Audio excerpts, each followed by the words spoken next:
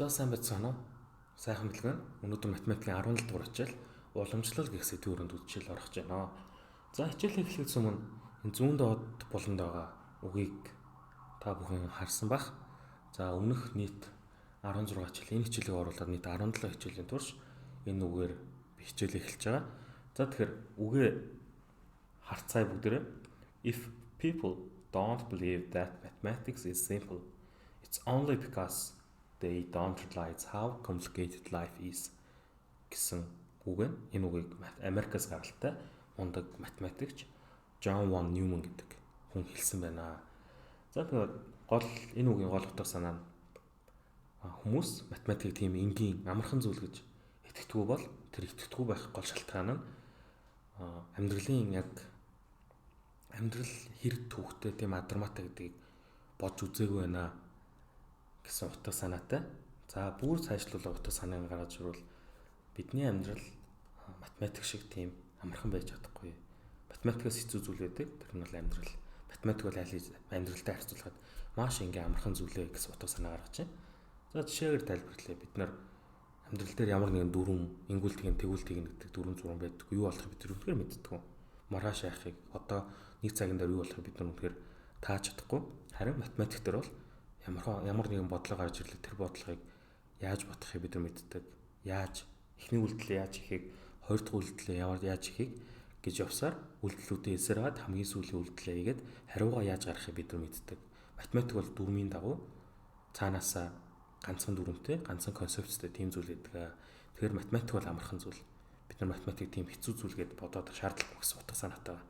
Тэгэхээр миний дуртай үг хүмүүс математик амар хэцүү, амар төвхтэй гэж ярьдаг. Тэгэхээр бөөдс нь математик амархан шүү дээ. Математик шиг амархан зүйл байдаггүй гэж тоглоомор хэлдэг. Тэгэхээр гол утга нь хэцүү математик гэж байхгүй. Зүгээр бид нар эхний үйлдэлээ яахыг мэдчихвэл, хоёр дахь үйлдэлээ яахыг мэдчихвэл гэж явсаар тухайн бодлогыг ботход ямар үйлдэл хийхээ мэдчихвэл хариуг нь амархан байдлаар гаргаж ирж чадна. Тэгэхээр ямар ч бодлогыг бид нар бодож чаднаа. Яг гэвэл амьдрал шиг тийм хэцүү зүйл биш ээ гэдэг гол утга санаа гаргаад байгаа. Тэр минь бол миний дуртай үг. Та бүхэн энэ үгийн гол утга санааг нь ойлгосон байх гэж найдаж байна. За тэгэхээр одоо хэдүүлээ шинэ хичээл үзэж байна. Уламжлал гэдэг хичээл үзлээ. Тэгвэл уламжлал гэдэг хичээл тийм хэцүү зүйл биш шүү гэдэг ойлголтыг бид нэр авах хэрэгтэй л гэж яриад байгаа.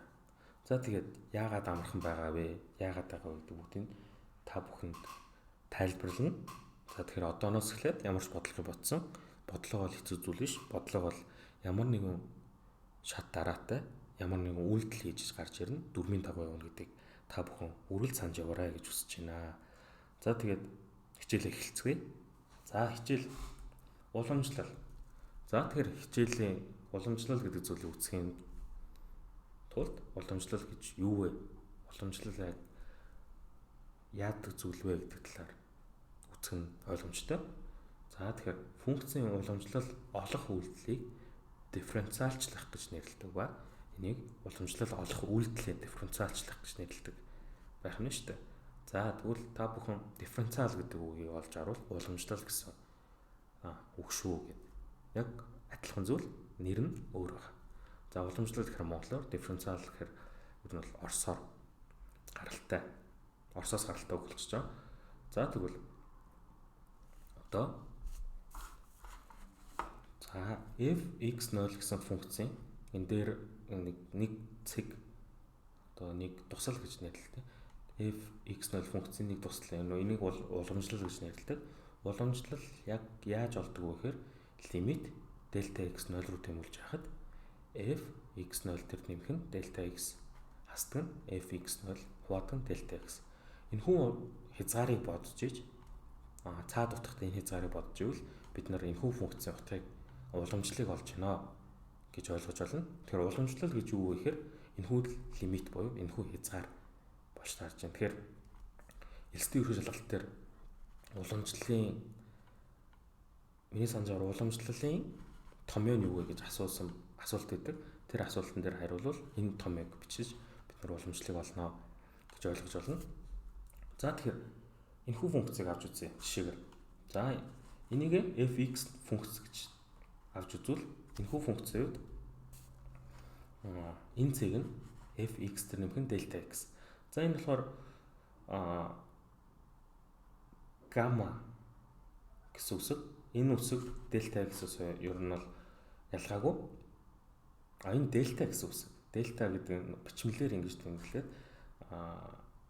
дарамлаар гэж тайлбарлах юм уу? Дарамлаар ингэж тэмдэглэдэг. Ер нь бол өөрчлөлтийг ингэж физикт хөвчлэн ингэж ашигладаг. За тэгэхээр fx төр нэмэх дельта x гэхээр энэ цэг дээр байгаа энэ хүү функц утга маань энэ болж таарч байна. За дараачих нь fx функц утга маань энэ. За энэ нэг цэг байна, энэ нэг цэг байна. Энэ хоёр цэгийн хоорондох зүрэг нь болж байгаас.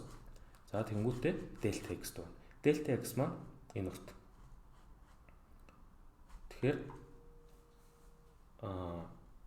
энэ хоёрын зөрүү гэдэг маань дельта y, энэ маань дельта x. Тэгэхээр дельта y-ийг дельта x тухайхаар энэ хүү одоо тэгш өнс дууралжны тангенс гарна. За тэгэхээр тангенс маань буюу slope гэдэг одоо наалт гэх юм уу? Тангенс маань slope болдог. Slope-өөсөө лимит авал бидний уламжлал болж гарч ирж байна гэж ойлгож байна. За тэгэхээр одоо энэ томьёогоор тайлбарлахын тулд энэ хүү зургийг үзүүлсэн. Томьёоны хувьд энэ маань энэ цэгээс энэ цэгийг хасна. Хуваадаг нь дельта x. Дельта x маань өөрчлөлт. За үгээр өгүүлбэрээр яг энэ хүү томьёог дүрслүүл.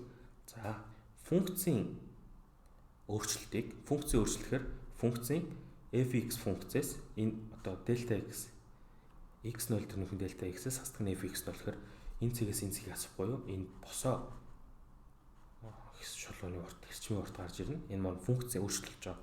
Дельта x-гээ бид нар аргумент гэж нэрлэдэг. Тэгэхээр дельта x маань аргументийн өөрчлөлт. Функцийн өөрчлөлтийг аргументийн өөрчлөлт харьцуулаад аргументийн өөрчлөлт маань тэг рүү тэмүүлж байгаа үеийн хязгаарыг бодох маань бидний уламжлал гэдэг зүйл болох нэ гэж үгээр тайлбарж байна. За тэгэхээр ер нь бол энэ томьёоны дагуу бид нар бүх үйлдэлүүдийг хийн гэж ойлгож байна. Тэгэхээр маш энгийн уламжлалын ерөнхий томьёо юм байна. Тэгэхээр хэдүүл одооноос одоо уламжлалын функцээ одоо хэрхэн уламжлах вэ гэх бүх зүйлүүдэд үзцгээе.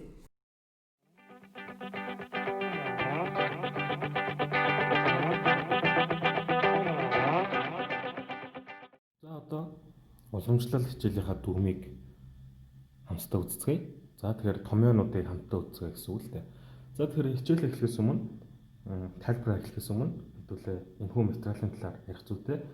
За Google-с интернетээс та бүхэн уламжлал гэж монголоор хайхад энэ хүү материал маш олон их сурвалжаас гарч ирнэ.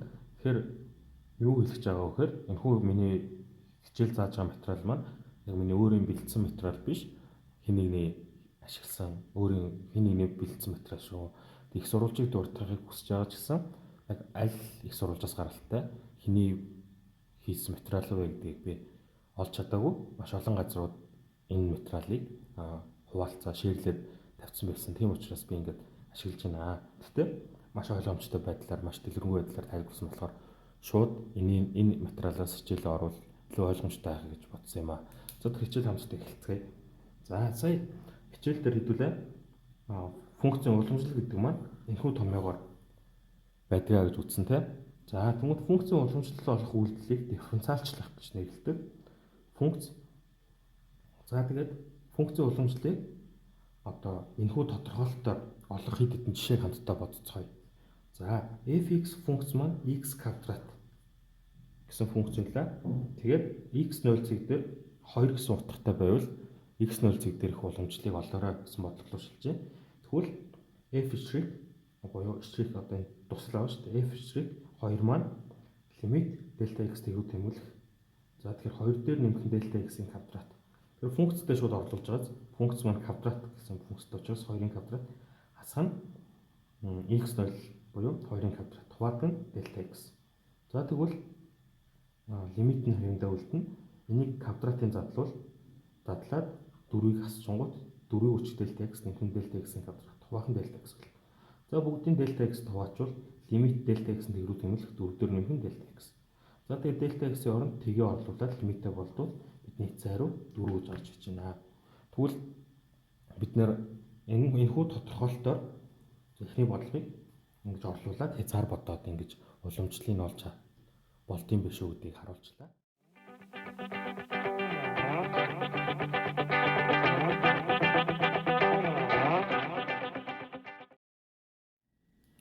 Тэгэхээр fx функц маань q гэж зурдаар x гэсэн функц бол энэхүү функц уламжлалыг авъя.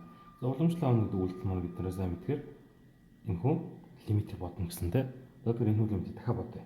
За тэгвэл f x нэмэх delta x гэдэг оронд одоо x-ийн оронд x нэмэх delta x гэж юм гэсэн үг байхгүй. q гэж зурдаар x0 нэмэх delta x хасдаг нь f x0 буюу q гэж зурдаар x0 бодно delta x. Delta x маань бидний аргументийн өөрчлөлт гэж орж байгаа. За тэгээд энэ хоёр энийг янзлаад одоо энэхүү хосмоор үржүүлээд өгвөл дээдлэлт нь энэ гарч ирнэ. За үүнийг яаж гаргаж байгааг хамтдаа бодолтой. За энэ дээр юу болж байгаа вэ? Лимит delta x тэгвэл нь q гэж зурдаа x0 тань delta x q гэж зурдаа x0 хадсан delta x гэсэн энэхүү тэгштүүлэг хэдүүлээ янзлаад байгаа шүү дээ. За тэг яаж янзлаж байгаа вэ гэхээр үүнийг хосмоор үржүүл. Хосмо гэдэг нь кубын хосмо гэж зүйл байгаа. Тэр нь яг үүтэй тэнцүү гэхээр энэ бол хэвэн чинь үүсдэг нь куб гэж зурдаа x0 delta x квадрат энэ куб гэж зурдаа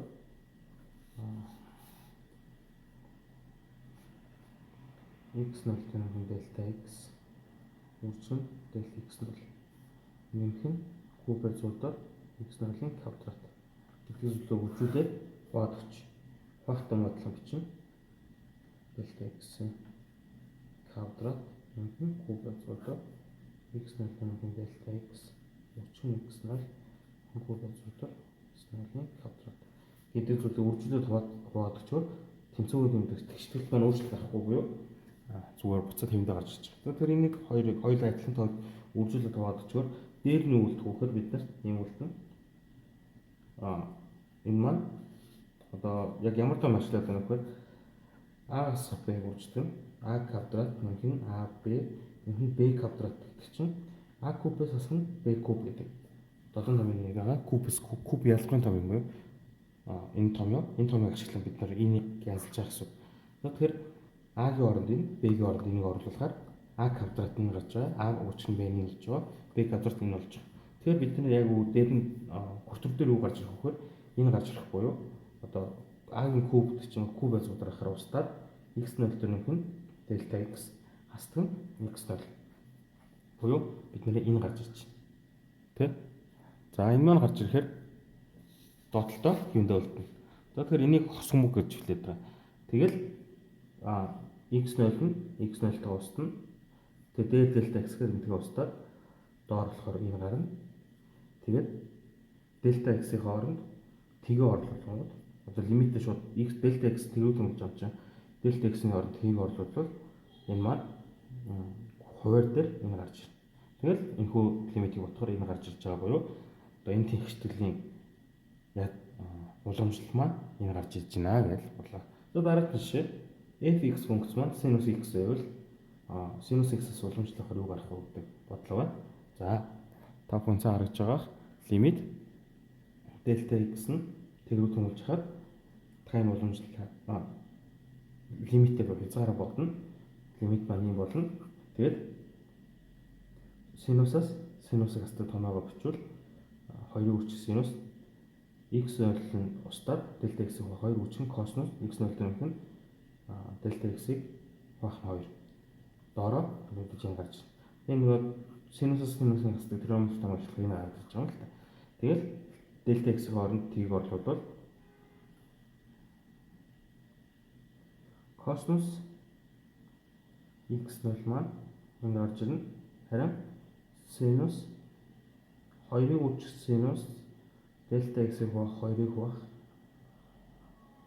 delta x маань нэгдүгээр гайхамшигт хязгаар буюу 1 гарч ирж байгаа. 1 болохоор 1-ийг энэ өөрчлөхөөр косинус x0 гарч байгаа. За тэгэхээр энэхүү лимит бодохоор энэ гарч ирж байна гэж тайлбарж байна. Нэгдүгээр гайхамшигт хязгаар маань бид нар нөгөө лимит x-ээр тэгрүү тэмүүлж байхад синус x-ийг хуваах нь x маань 1 гардаг гэдэг юм те. Энийг ашиглаад энэ маань 1 гарч ирж байгаа л гэж бодчих болно. Тэгээд delta x-ээр нойлохоор косинус x0 гарч ирж байна. За ийм байдлаар ер нь бол цаад отоо санаа уламжлал гэдэг маань энэхүү байдлаар хязгаар бодож байгаа зүйл шүү гэдгийг та бүхэндээ харуулах гэж ингэж тайлбарлалаа.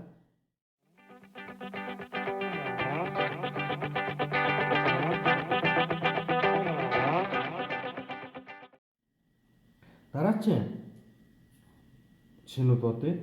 За тэгэхээр одоо сая бол функцийн уламжлал авдаг, уламжлал авч болдог үе дифференциалчлагддаг тэгш төлөв бодсон. Одоо дифференциалчлагддаггүй тасралтгүй функцийн жишээнүүд гэвэл энэ хоёр жишээ хамтдаа бодцгоё.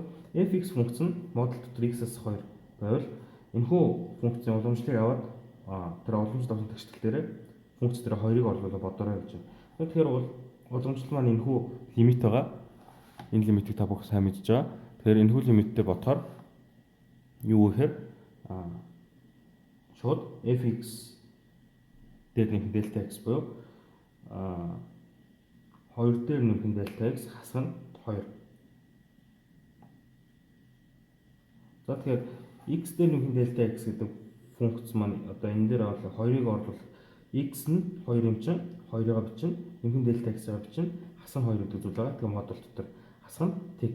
За тэр яагаад тэг гарч байгаа вэ гэхээр f2 буюу 2-оос 2 хасахаар 0 гарч байгаа. Хасах 0 модуль delta x. За тэгэхээр энэ хоёр устдаад модуль дотор delta x, модуль delta x. За тэгэхээр delta x-ийг delta x дугаараар лимит ботхоор ер нь бол энэ лимит буюу хязгаар оршин байхгүй, бид нар хариуг нь мэдэхгүй гэсэн олж болохгүй. Тийм учраас тийг дуугаж байгаа гэсэн үг шүү дээ. Энэ бол тэг, энэ тэг. Тийг дуугаар бид нар бодож болохгүй. Тэгэхээр уламжлал аваад 2-ыг орлуулна гэдэг энэ үйлдэл маань энэ бол байхгүй буюу оршихгүй гэдэг зүйл гарч ирж байна. Тэгэл болоо. Ер нь бол уламжлал нь байхгүй гэсэн үг. За тэгвэл дараагийн жишээ хүү байцуудаар x-аас 1 x0-1 дээр үе энэхүү уламжлалыг ингэж олоорой гэж байна. За тэгвэл лимит x тэгрүү тэмэл x delta x тэгрүү тэмэлж хагаад мэдээж саяны лимитийн томыг бичнэ.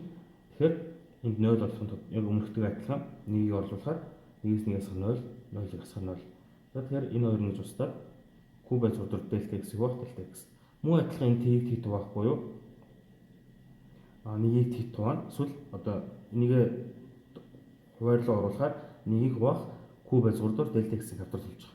Тэгэхээр нэгийг t тугаах буюу энэхүү лимитийн хариу хязгааргүй буюу энэхүү бидний уламжлал нь нэгтэй тэнцүү үед бидний одоо уламжлал олдохгүй, хариу нь байхгүй гэсэн. Ер нь бол тухайн яг цэг дээр тэд гэсэн тоо гарч ирэхгүй, хязгааргүй эсвэл тиймэрхүү байдлаар хариунууд эсвэл боломжгүй, тодорхойлох боломжгүй их байдлаар хариунууд гарч ирж ивэл ер нь бол энэ функц маань дифференциалчлагддаггүй гэсэн утгатай байгаамаа. Тэгэхээр уламжлал гэдэг зүйл маань ер нь бол ганцхан энэхүү томьёогоор лимит бодох зүйл маань байгаа шүү гэдэг зүйлийг та бүхэндээ хэлэх гээд байна. Тэгэхээр уламжлалын хэдэн таблиц байна. За тэр энэ дэр нэг юм ярьчаа. 20 дугаар хэргийн уламжлалт гэж яддаг. Тэр 2 дугаар хэргийн уламжлалыг та бүхэн сайн мэднэ. Яг үгээр 2 удаа уламжлаад. Тэгэхээр 2 удаа уламжлал авна гэдэг чинь юу гэсэн үг вэ гэхээр функцээс нэг удаа уламжлал авлаа. Тэр гарсан хариунаасаа дахиад нэг уламжлал авлаа. Тэгэл боллоо. Уламжлалын үлдээ 2 удаа юм гэсэн үг. Тэр гарсан хариунаасаа байна. За тэгэхээр одоо энийг уламжлалын хэдэн таблиц нь энэхүү таблицыг ашиглан бид нар ер нь бол бүх уламжлалыг бодох ёстой гэсэн үг. Тэгэхээр хэдүүлээ нөгөө логарифм гэж үзсэн, тригонометр гэж үзсэн. Тэр бүх зүйл дээр өөр юм гэсэн томьёо байсан. Тэр томьёотой адилхан уламжлал дээр ч гэсэн өөр юм гэсэн томьёо байгаа. За тэгэхээр энэ томьёонуудыг зайлшгүй цээжлэх шаардлагатай гэж ойлгож байна. За тэгэхээр та бүхэн сайн харагдах байдлаар ойртуулчих. За тэгэхээр тогтмол тооноос уламжлал авал тэг гарнаа гэдэг томьёо байна. Дурын тогтмол тооноос уламжлал авал тэг гарна. За x-ээс уламжлал авал 1 гарна.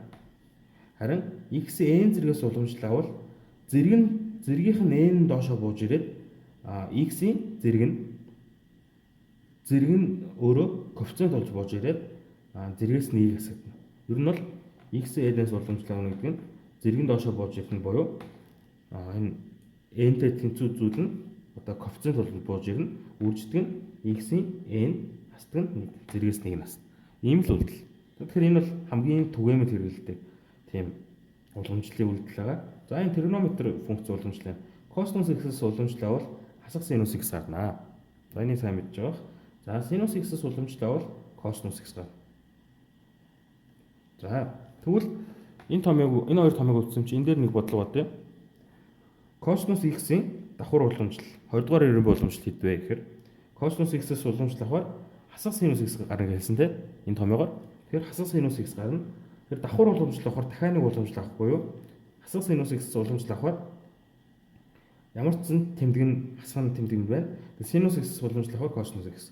Тэгэхээр бидний хариу ингэж гарч байгаа гэдэг зүйлийг ингээд тайлбарлаж байгаа. За ер нь бас косинус синус бол ийм тодорхой. Ингээ косинус хасах синус x, синусийн уламжлал нь косинус x. За тангас x уламжлал маань 1 хуваах косинус квадрат x гэдэг. За тангас x-ийн уламжлал маань хасах 1 хуваах синус квадрат x гэдэг. За ln x, ln чинь логарифм e суртаа байгаа тийм. E суртаа тооноос уламжлал бол 1 хуваах x гарнаа. Ln-с уламжлал бол ер нь 1 хуваах x гарна гэсэн. За тэгээд логарифм a суртаа x уламжлал бол 1 хуваах x үржих нь ln a болно.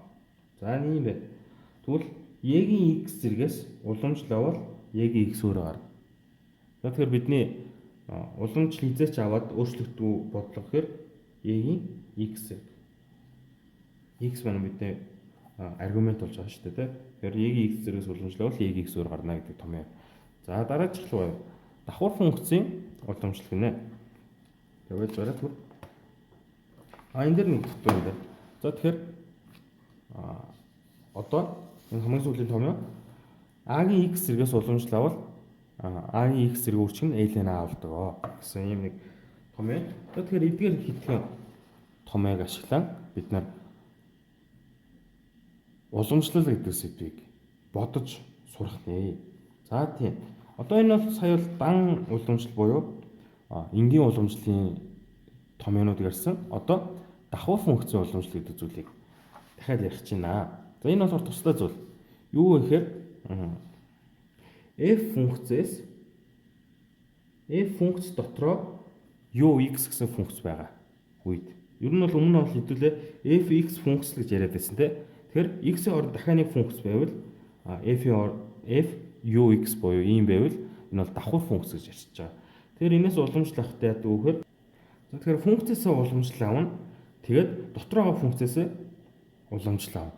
Тэгээ хооронд нь үржүүлнэ гэдэг тийм үйлдэл байгаа. За ер нь бол ойлгосон баг те. Гадна функцээсээ уламжлал авна. Үрждэг нь дотор функцээсээ уламжлал авна. Тэгэл л. За тийм бол энэ томьёоноос эхлэе. U-гийн n зэрэгээс уламжлал авал ер нь бол n-ийг үржих нь U-гийн n-ийг үржих нь U-гийн уламжлал.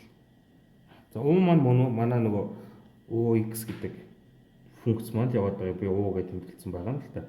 Тэгэхээр U-гийн x зэргийн U-гийн x гэдэг функцийн n зэрэгээс уламжлал авал мэдээж одоо n зэрэг маань бууж ирнэ.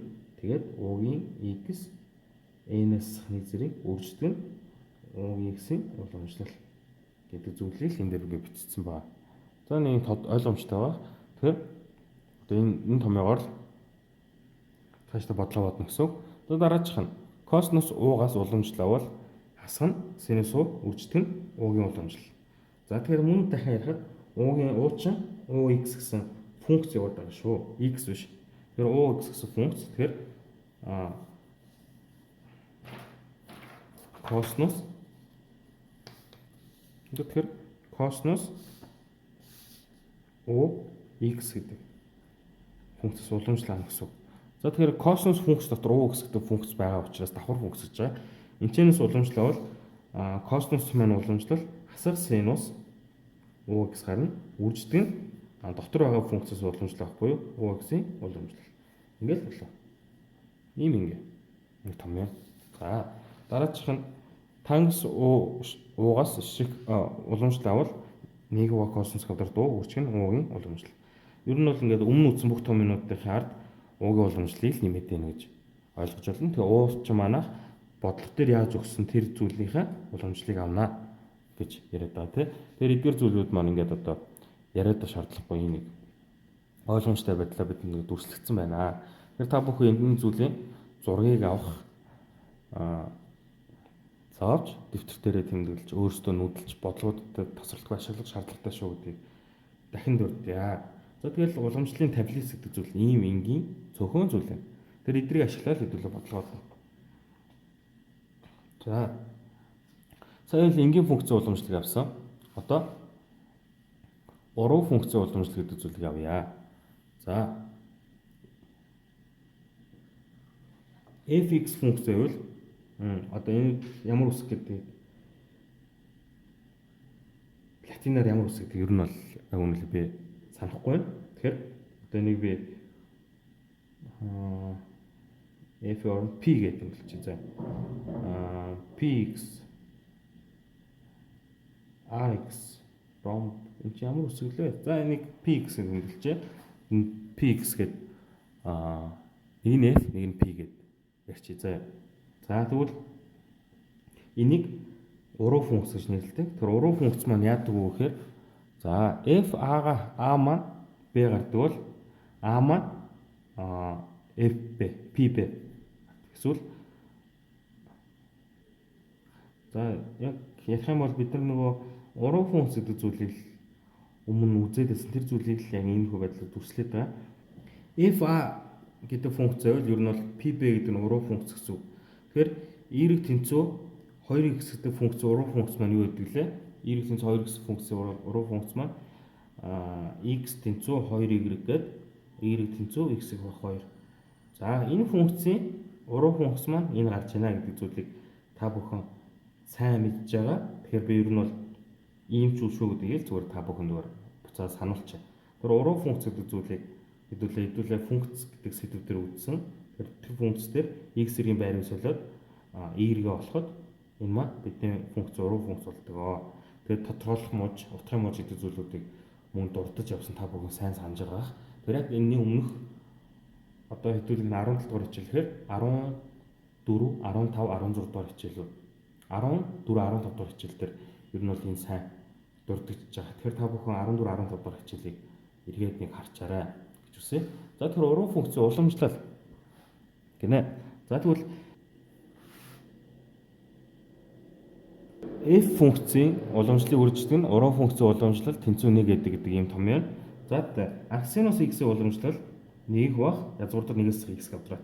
Арккосинусийн уламжлал 1 бах хасах язгуурдар 1-с x квадрат. Арктангсын уламжлал 1 бах 1 дээр x квадрат.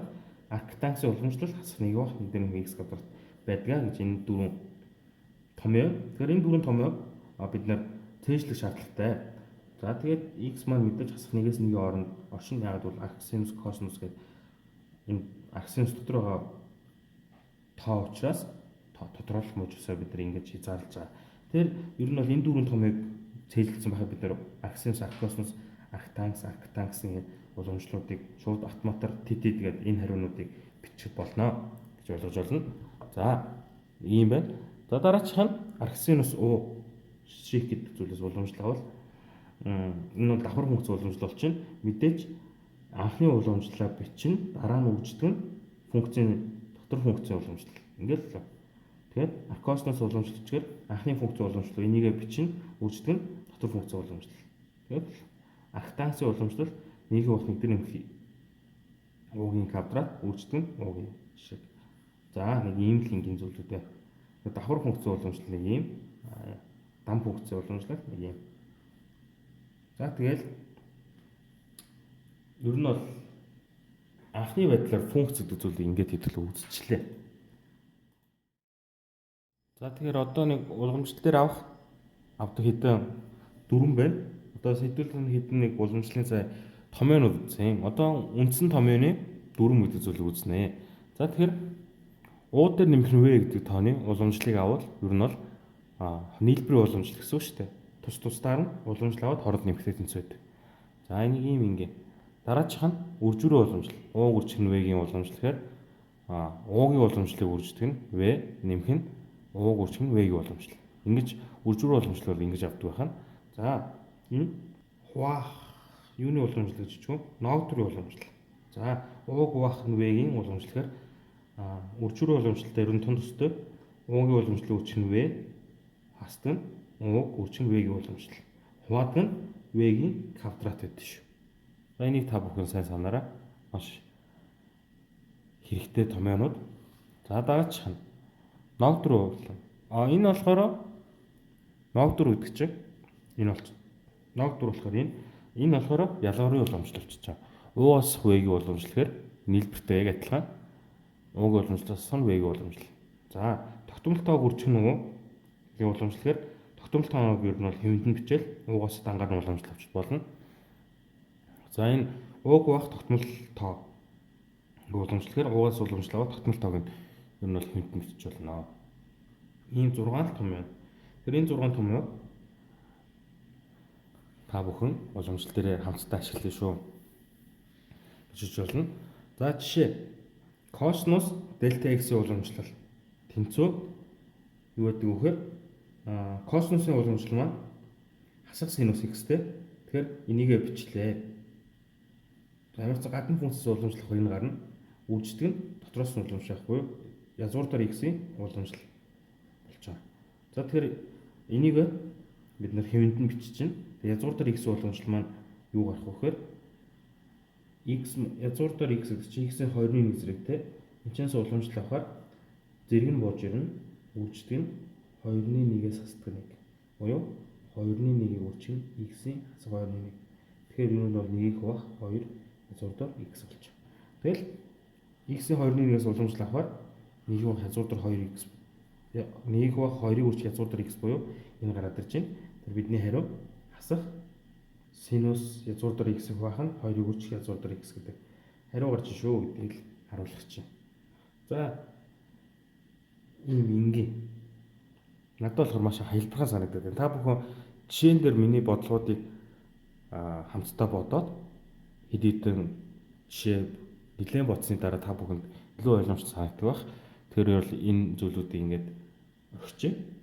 За тэгвэл одоо хамтдаа жишээ бодцгоё.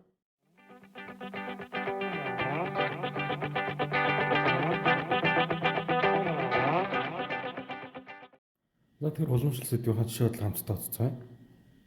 Жишээ бодлого 1. За энэхүү функцийн уламжлалыг аваарай гинэ. Тэгэхээр функц маань өгч бол уламжлалаа эхнээс нь авъя. Нэмэх хасах үйлдэлүүдийн уламжлал бол тус тусд нь аваад тэмдгийн тавихад болдог гэж өмнөдсөн. Тэгэхээр ер нь бол 2x-ийн кубын уламжлал хасдаг нь 3x квадратын уламжлал нэмэх нь 2-ны 1x-ийн уламжлал хасах нь 5-ын уламжлал гэж бичиж болно. За тэгээд энэ чи юу гэхээр эхнээс эхлээд тус тусны уламжлал авъя. 2-ыг үржих нь x-ийн кубтэй зэрэг нь бууж ирнэ. Зэргээс нь 1 хасагдана. Тэгэхээр 3-аас 1 хасна. За зэрэг нь юм бэл. Дараач нь 3-ыг үржих нь 2 үржих нь зэргээс нь 1 хасна. Нэмэх нь 2-ны 1 x-с уламжлахаар 1 үржих нь 1-ээс 1 хасна. Хасдаг нь 5-с уламжлахаар тэг. Тэгэхээр энийг одоо янзлаа авчвал энэ чинь 6 үржих нь x-ийн квадрат. 3-аас 1-ээс 2 гэхээр x квадрат. Хасдаг нь 6 үржих нь x. Нэмэх нь 2-ны 1 гээл уламжлал авчлаа гэсэн. Тэгээ бол ингэ явчих чинь эн чинь x 0 зэрэг 1 гэхээр 1 2-ны 1 болж байгаа. Ийм л ингэ уламжлалыг авчлаа. Дараачихаас уламжлал дахиад хамт авцгаая. За уламжлал гэдэг чинь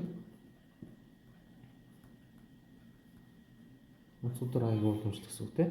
Уламжлалаа тус тусна авч болно. А квадрат x квадраттай уламжлал 3x-ийн уламжлал хасах нь өдөр аягийн уламжлал. Нэмэх хасах байвал ер нь шууд ингэ тус тусны уламжлал авч болно гэдгийг хэлээд байгаа шүү дээ. Үржиж хуваах бол өөр дүрэн байгаа юм. Хамгийн сүүлд хэдүүлээсээ үтсэн дүрмээр үржиж хуваах бол гэж бодно. За тэгэхээр а квадрат бол тогтмолтой коэффициент энэ хоёр морьс ялгаагүй тогтмолтой авч тавьчих. Нөгөөх нь x квадрат уламжлахаар 2x гарна. 3x-с уламжлахаар 3 гарна.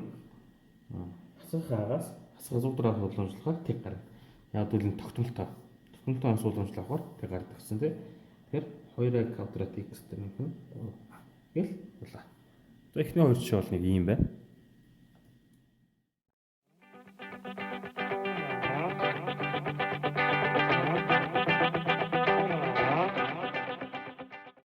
Одоо уламжлалт сэдвийн жишээ бодлого хоёрыг хамтдаа бодцгоё. За ийм хоёр жишээг хамсад нь бодъё. За эхний жишээ. Энэс уламжлал гараа гинэ тий.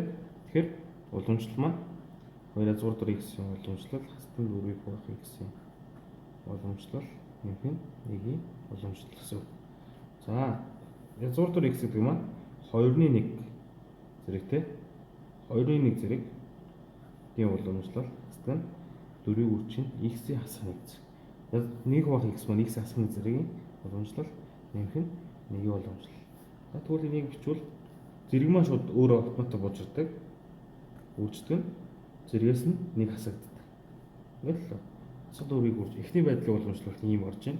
Дараач нь зэрэг маань бууж ирнэ. Хасах 1 зэрэг маань бууж ирлээ. Зэрэгээс нь 1 хасагдлаа. Дараачих нь 1-ээс уламжлах тийг.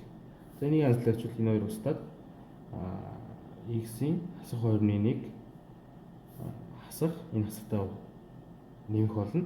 Нэмэх 4-ийг үржих нь хасах 2 нэмэх нь тэг. За энийг анзлаачвал 1 хуваах 1 дугаар x. X хасах 2-ын зэрэг чинь 1 хуваах 1 дугаар x нэмэх нь 4-ийг хуваах x квадрат гэдэг уламжлалч байна. Ийм ингээ. За дараач уламжлал хамтдаа тооцоцгоё. Энэхүү функц уламжлал аваа гэж. За тэгвэл ийм байна.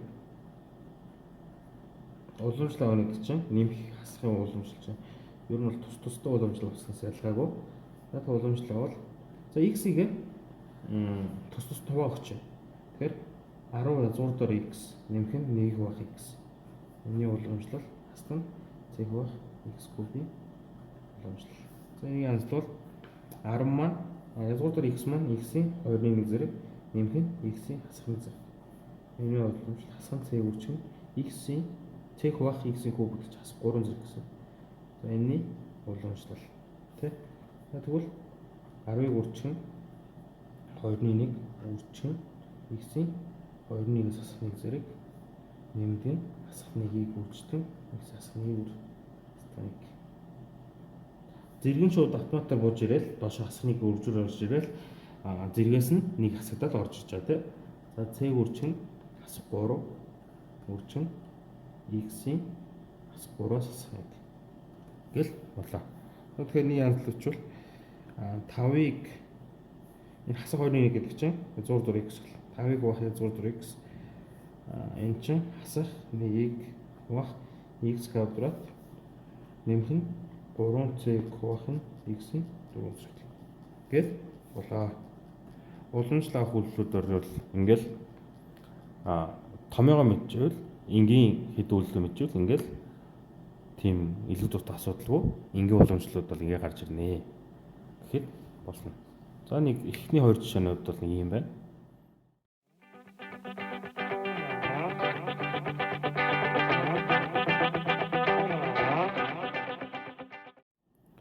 За жишээ бодол 3 хувьд бол бус өмнөх хоёр жишнээс бол өөр нь. За ямаагаар өнөхөр функц нь бол нэг ингийн функц харин энэ нэг зүйл шинээр ордоглоо те. Тэгэхээр хэдүүлээ өмнө функцийнхаа шууд уламжлалыг олдог гэсэн бол одоо юу гэхээр уламжлалыг нь олцоод тэр уламжлал олсон функц дээрээ x-ийн оронд нэгийг орлуулаад нэг хариу гарч тоо гарч тэр тоог бол ороод гэсэн бодлого руу шилжиж байгаа гэсэн. За тэгэхээр уламжлал хамтдаа олцоод за хэдүүлгийнх нь үдсэн томьёо ёсоор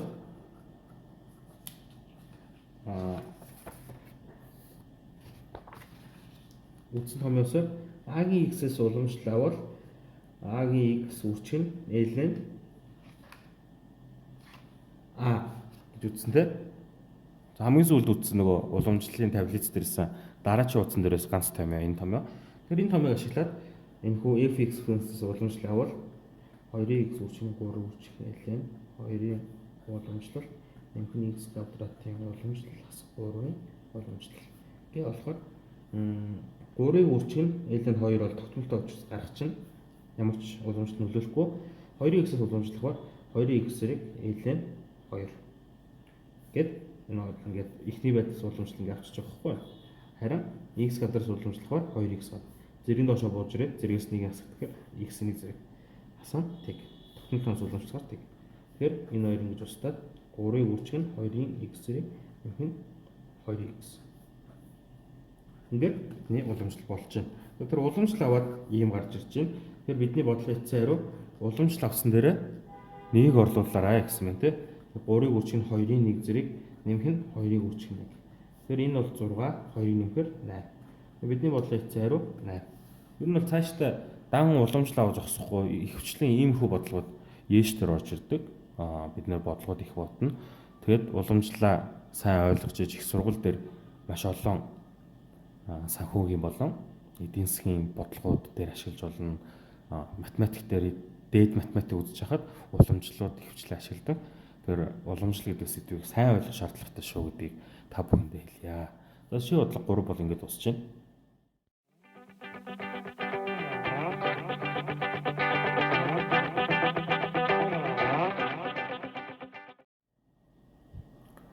За ши бодлого 4 уламжлал сэдвийн хад ши бодлого 4-ийг хамтдаа үзцгаая. За дөрөвдүгээр шинэ хувьд бол өмнөх 3 жишээнээс бас өөр жишээ нь. Ямар жишээ юм нөхөр давхар функц уламжлал болдог бодлого байна. Яагаад давхар вэ гэхээр энийг нэг функц гэж үзвэл үржих нь косинус x. Тэгэхээр ер нь бол энэ уламжлал аваад давхар функцийн томьёогоор уламжлал авна гэж ойлгож байна. За тэгэхээр давхар функцийн томьёогоор уламжлал авах юу гэдэг лээ? Энийг нэг функц үзчихэл та.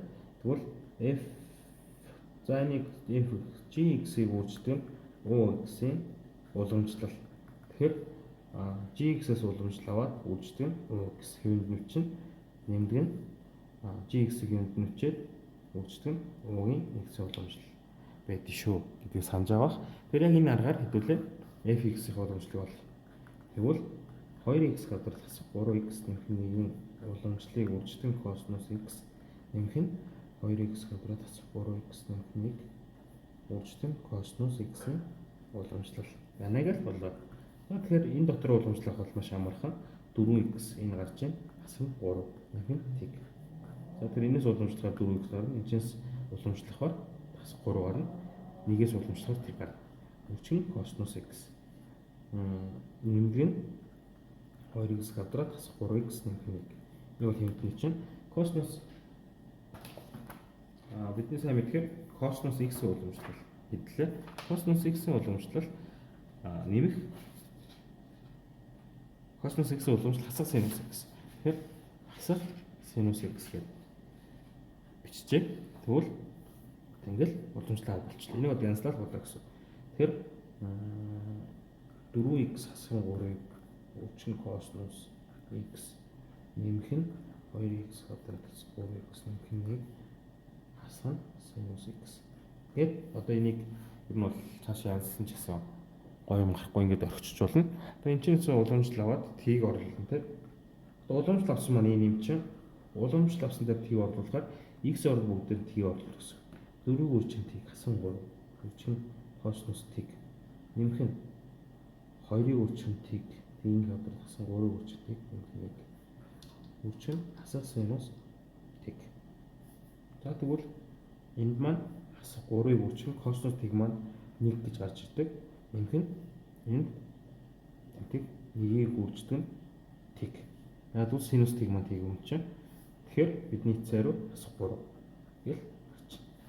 Тэгэхээр бол ер нь бол давхар функцийн уламжлал энэхүү томьёог ашиглан бид нар цаашдаа давхар функцийн уламжлалыг ингэж болно гэдгийг та бүхэнд харууллаа. Та бүхэн ер нь бол энэтэй жишээ төстэй бодлогуудыг амархан байдлаар бодох хаа.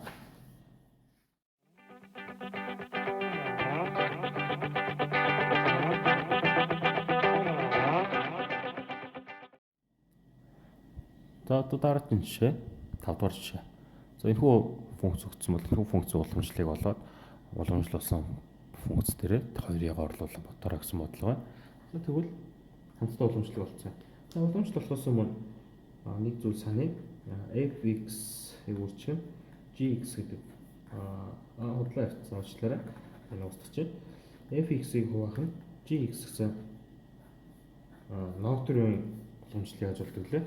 Ногтрын уламжлал маань fx-с уламжлалаад үржих нь gx хэвнэтний чинь хасдаг нь gx-с уламжлалаад үржих нь fx.